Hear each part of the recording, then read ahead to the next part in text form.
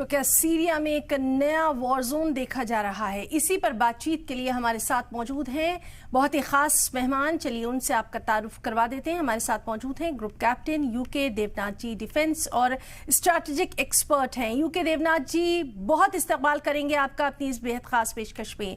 एक और खास मेहमान मेजर डॉक्टर मोहम्मद अली शाह भी हमारे साथ मौजूद हैं, इंटरनेशनल अफेयर्स के एक्सपर्ट हैं। लगातार इनसे भी मिडल ईस्ट के ताल्लुक से हम बातचीत करते रहे हैं। मोहम्मद अली शाह साहब, आपका भी बहुत इस्तकबाल करना चाहेंगे अपनी इस बेहद खास पेशकश में और सीधे रुख करना चाहेंगे यूके देवनाथ जी का।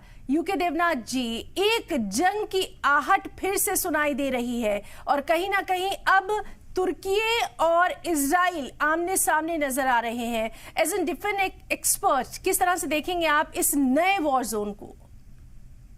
जी हाँ हिना जी, जब से सीरिया में बशर अल असद की सरकार गिर गई है तब से वहां एचटीएस का दबदबा होता जा रहा है और सीरिया में अब एचटीएस ने और उसके जो लीडर्स हैं जोलानी साहब, उन्होंने बाकी जो रेबल ग्रुप्स हैं सीरिया में, इस वक्त 30 से ज्यादा रेबल ग्रुप्स हैं, सबको इनवाइट किया है कि वो नेशनल फ्रंट को ज्वाइन करें, एक सरकारी गवर्नेंस का हिस्सा बने, मिनिस्ट्री ऑफ डिफेंस में आकर अपनी अर्जी दें ताकि उन्हें मिनिस्ट्री ऑफ डिफेंस में सीरियन जो नई सीरियन फौज बनेगी उसका हिस्सा बनाया जा सके।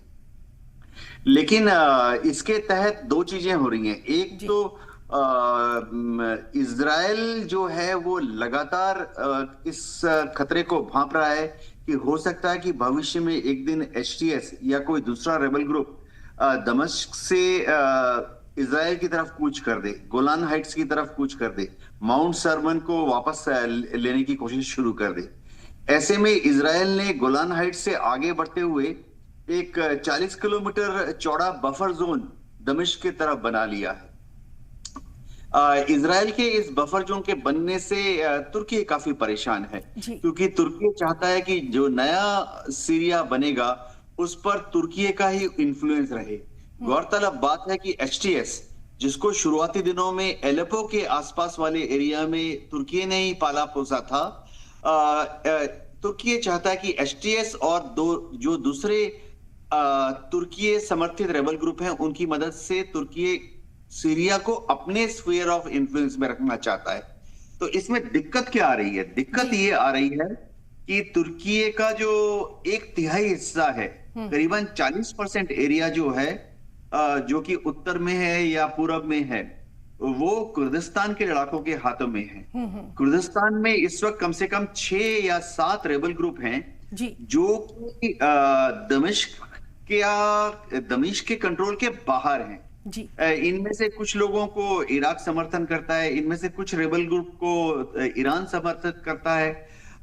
तो ये सब चाहते हैं कि एक कुर्दिस्तान बनाया जाए जिसमें से कि एक हिस्सा वो छीनना चाहते हैं सीरिया का। बिल्कुल बिल्कुल, तो कहीं ना कहीं आहट जो है वो नजर आ रही है और इसीलिए आज हम इस खास पैनल के साथ बैठे हैं।